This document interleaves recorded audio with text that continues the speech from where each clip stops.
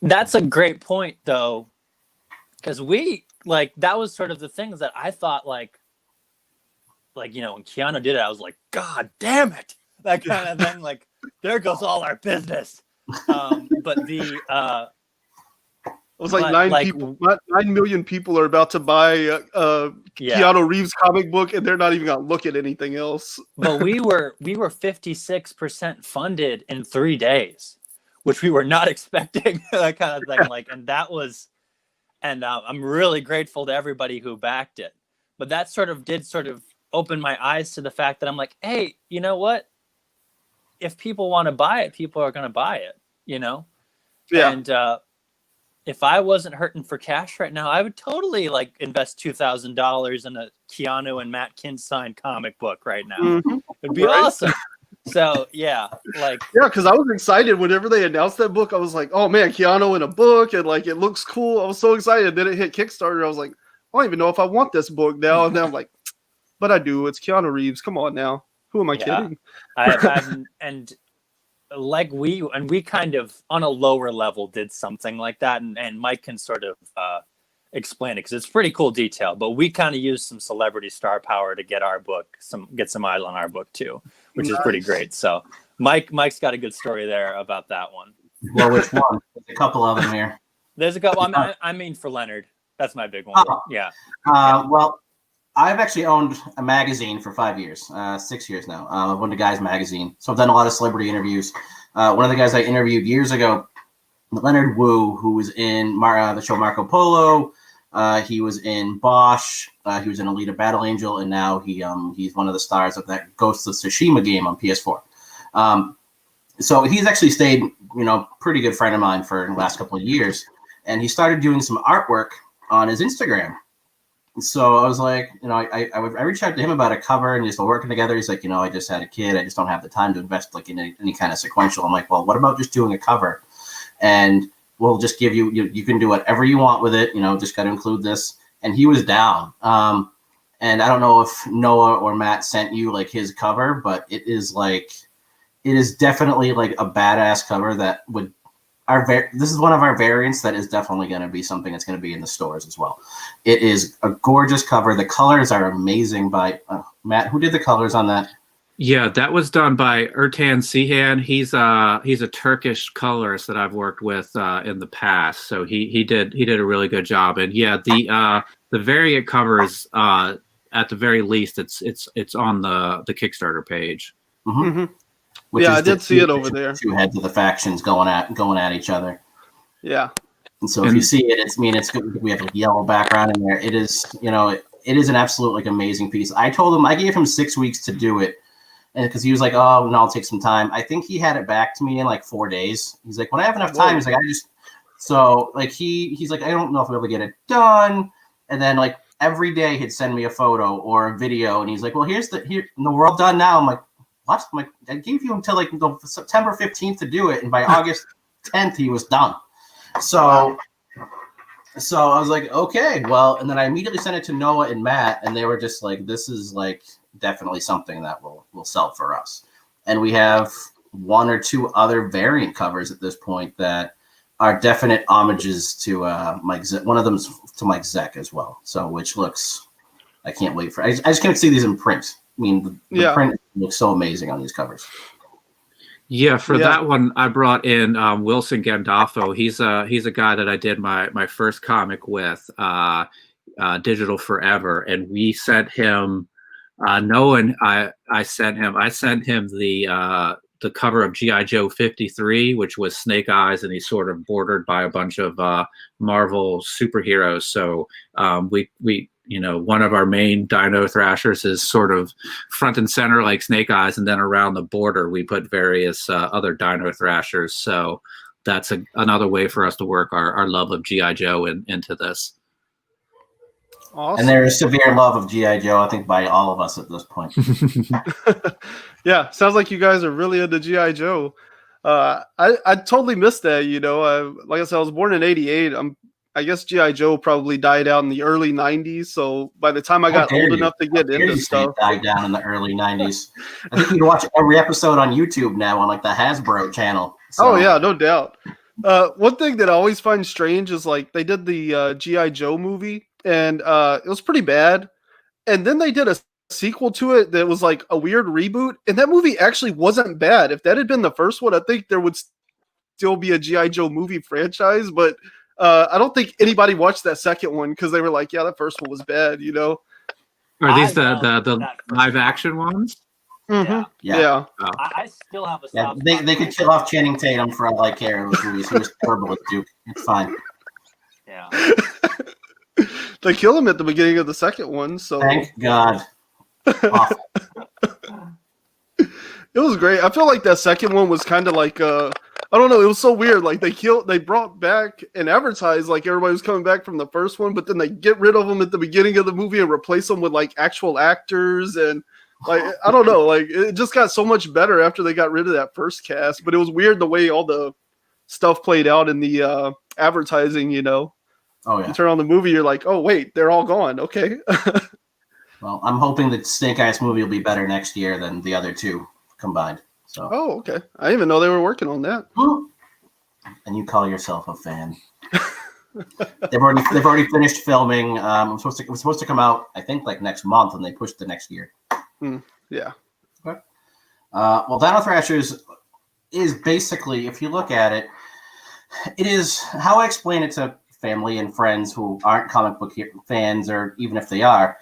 It is Ninja Turtles, but about intergalactic dinosaurs. I mean, there are no mutants. They are full-fledged humanoid dinosaurs from, another planet, which you'll have to read to find out what planet it is.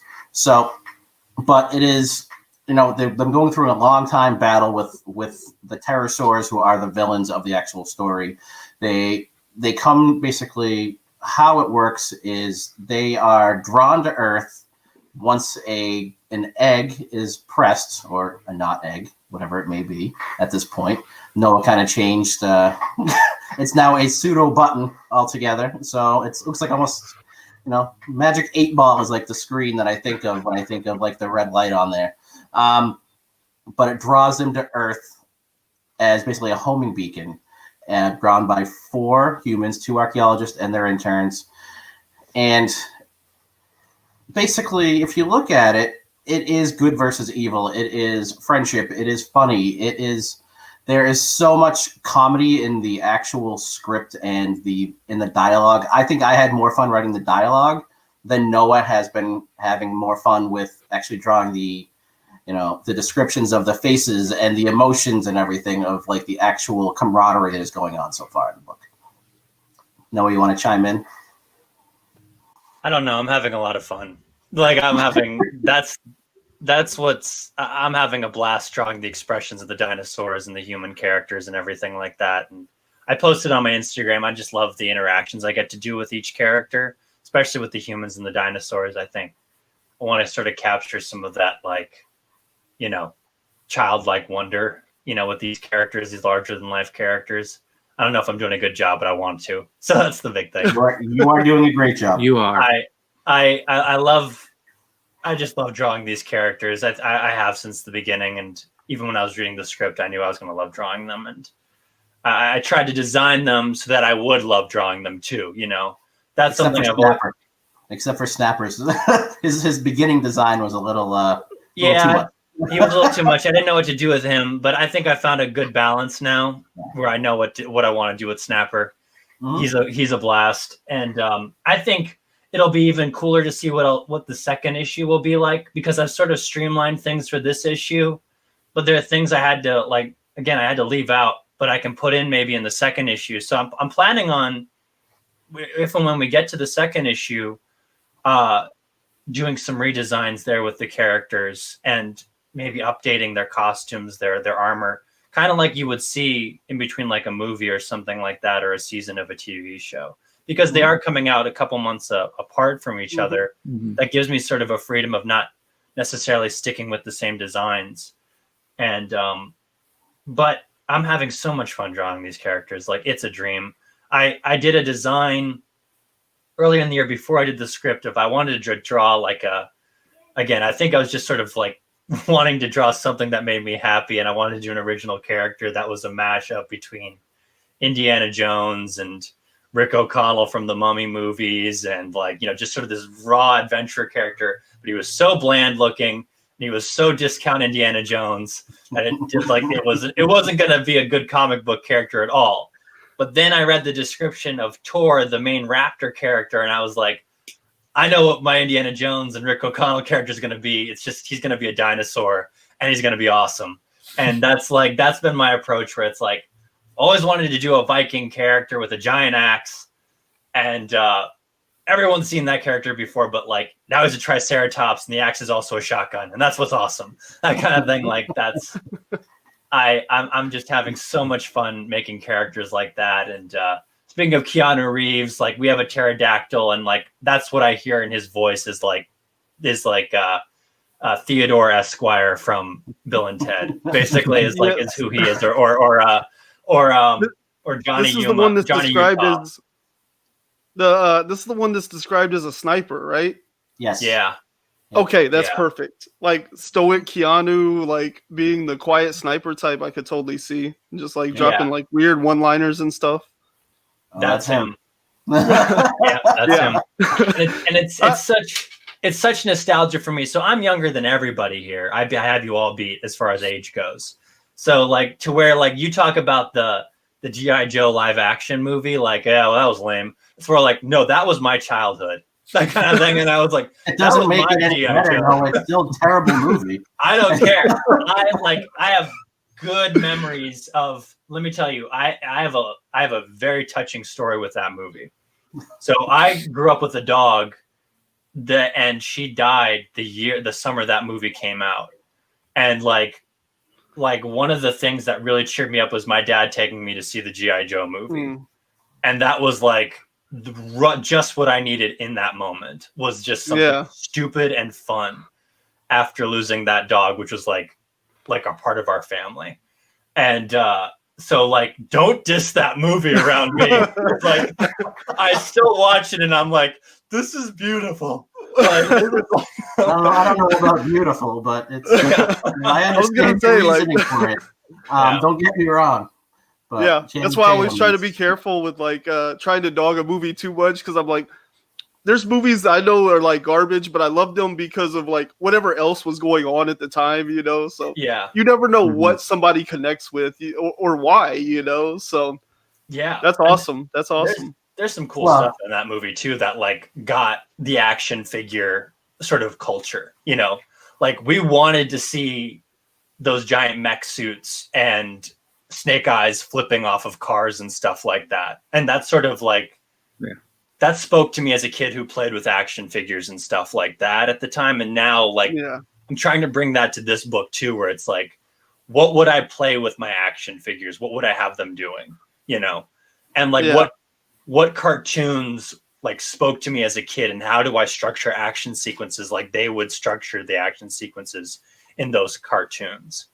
So that's a big deal. And this book, it means a lot to me in that way too, because this is sort of like what I kind of want to do with my comic book career, is sort of recapture what inspired me as a little kid. And absolutely. Yeah. I mean, he hadn't seen Goonies until after he started writing drawing the book. Which like me and my wife were like, what happened to our childhoods? That kind of thing. Like we were like, how did we not grow up watching this?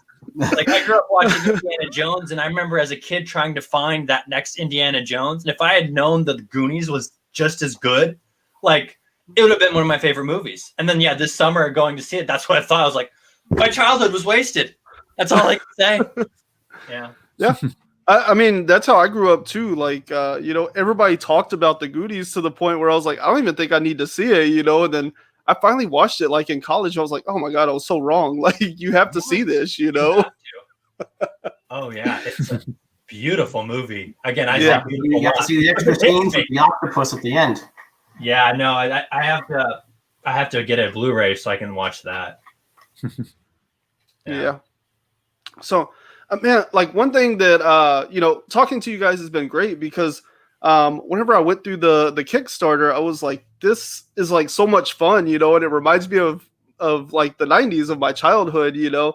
And I was like, I'm gonna go talk to these guys, and they're gonna be like, I have no clue what you're talking about. They're gonna be like, not as fun as this comic sounds. And you guys have delivered. Like, I love what Mike said about dialogue, because as like somebody who kind of dabbles in writing, to me, like, it's a process to get to the dialogue, but that's like where all the fun is. Once you have it all structured and you know why they need to say something, finding the perfect word economy and the perfect phrasing to deliver that is, it's so good, you know?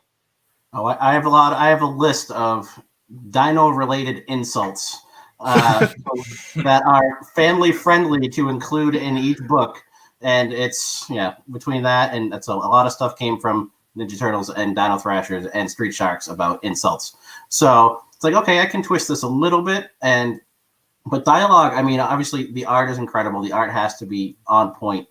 Dialogue has to lead you another way too. You have to be able to connect with them in that factor.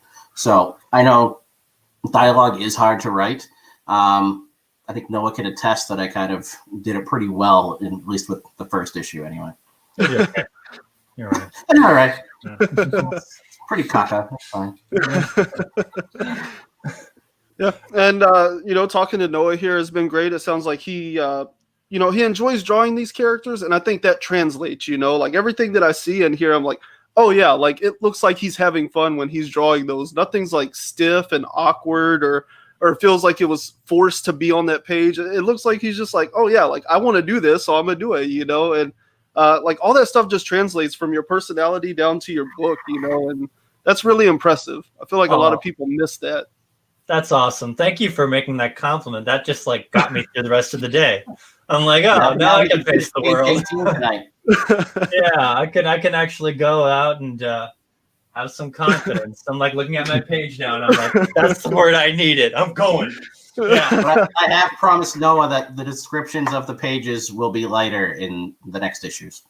It's gonna be fun, Mike, when we get to issue 2, sort of like not paring it down in the sense of like taking out stuff we want to do, but like I liked how you I liked how Ryan brought up economy, that kind of thing. Like it's not getting rid of some stuff. It's like figuring out what goes where for the best effect, Yeah. So like I just recently took out a location for the end of this issue just to simplify it, because we never really established this location earlier in the book. Right.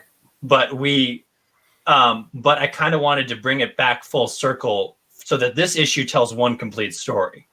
But that doesn't mean that location is going to be gone for the whole series, because I do want to come back to it because it sounds really cool to draw. So it's going to be great to go through issue 2 together. I think we should do like I think we will do this time, is sort of go through the book and be like, okay, what can we put in like say issue 5 or issue 6 and issue 12, that kind of thing as we go forward. Yep. And do some editing work there ahead of time, so that we have this sort of nice flow, and sort of like I said, sort of like the waves of action figures in it, like a comic equivalent, that kind of thing, where it's like smart and not smart in the way of like genius, but like but smart in the way of just sort of like, let's not put all our eggs in one basket in each issue, but sort of focus on one complete story, one complete set, and then move on to the next one. So that, because again, with another thing with Kickstarter is that you don't want people forgetting what happens in between, in between Kickstarters too. Yeah. So, I kind of want, I want this book, the book that we're working on, to end where it started, so that therefore you have like the full hero's journey, and then start to do something similar with the next issues as we go forward. But then, of course, tell an overarching epic 12-part action figures bashing into each other's story, which would be great. So yeah. The other thing that I like that y'all are talking about, like, to me, a big miss on a comic series, or any series really, but comics, especially, is like the first issue so good and then it drops from there. And I love, to me, the best series are the ones that like start out with enough to intrigue me, but every issue just like builds off of that and gets better and better, And so that's what I like about what y'all are talking about here, is like, it sounds like you have enough to hook people with this first issue, but you have enough ideas that this can continue to bloom and be something even better once you're 3 issues in, you know, instead of feeling like it's backtracking. Well, Noah and I have even discussed other characters that have nothing to do with the storyline or any of the characters that are in it right now. And we both kind of had the same idea for one certain one who basically had, you know, a hammer for a hand. And Noah immediately sent me, he's like, this is a quick drawing. Like within like an hour, he had a drawing done of this character. And so we already have ideas like in our minds of what we want to do. And other characters, you know, like how Turtles has, you know, they have Metalhead, and, you know, he's like Yojimbo, and everything just kind of pops in and out, like an issue here, 2 issues here, or whatever. And they don't have to be parts of the main story part. They can just, you know, come out of nowhere, and, you know, obviously you have to include them somehow. But we do have that dynamic already, and Noah and I have thrown back so many ideas over the last like 4 months of things that we want to do, and we're just tabling them until, you know, the issue comes out. So it's been, you know, it's been great working with these guys so far. Yeah.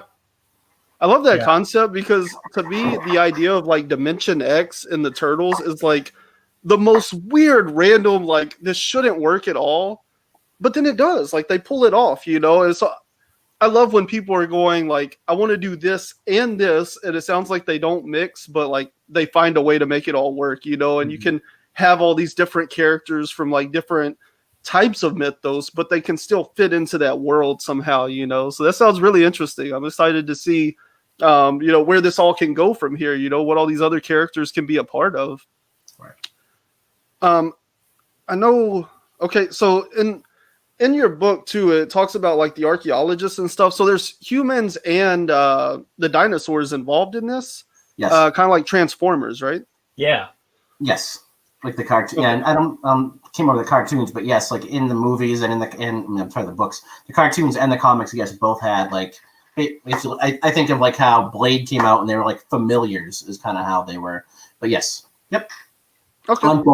For both factions, yes. Yeah. Okay. So there's good humans and bad humans. Yeah. Yes. But okay. Unlike the like Transformers, well, I'm not too familiar with Transformers outside of the movies, which suck. And that's a majority of my knowledge too. Shots fired at every Transformers movie, and I'm including Bumblebee in that too, because I didn't like that movie either. No, so you're fired. I'm not right now. I'm not finish the book. You're fired. I'm not a fan of the human element of anything in any of the Transformers movies. I would rather them just be straight Transformers, which is my big thing. Is because I often I'm just so bored when the human characters come on board. So part of some of my what I wanted to do and what was in this script was that the humans get to be as crazy superpowered as the dinosaurs do at a certain point. So you probably saw a page where all of a sudden one of the humans has a rocket launcher on his arm, that kind of thing. I'm like, yes, that's what I want. I'm do not keep the humans human if they have dinosaurs with superpowers on board. Mm-hmm. So I got to design cool armor for them recently, and that was a blast because I'm finally they get to be a part of the fight in a cool way, and that's something that I love too. So they're not the action figures that you could do without that'll end up in the dollar bin, that kind of thing. No one wants the Sam Witwicky character action figure. That kind of no one wants him anyway because he's a terrible. No one wants him. No one wants the Cade Yeager action figure. Those are the ones you find in the dollar bin. You want, but at the same time, so I wanted them to sort of on a deeper narrative thing to be they start off as humans and then they become more like the dinosaurs by the end, not without transforming Teenage Mutant Ninja Turtle style. So they I feel you because because the humans are there to be your window into the world, but your Transformers are Evo 3, all super powerful, and it's still just a regular human that's been with him the whole time. Surely you picked up some skills along the way. So I totally feel what you mean, because they get boring because everything else advances and they don't, And that's a tricky thing, and I understand it's hard for writers to balance what to do with the human characters when they seem so powerless in the face of superpowered characters. But you have something say April O'Neil is so important to the Ninja Turtles, and Casey Jones. Casey Jones. Casey Jr. Casey Jones. Casey Jones is so important to the Ninja Turtles, and you need those characters in there. But the thing about those two characters is that they kick ass, that Yeah. kind of thing. So I wanted more of that than Sam Witwicky and Cade Yeager kind of stuff. Yeah. Yeah. Well, the page that Noah's talking about, where they're getting the costumes. Now that we're talking about GI Joe, now that you said that, I immediately think of those like motorized, like basically costumes that they used in the first movie. Oh yeah. The what do they call it? Some kind of suit. Like Yeah. Yeah, I know what you mean.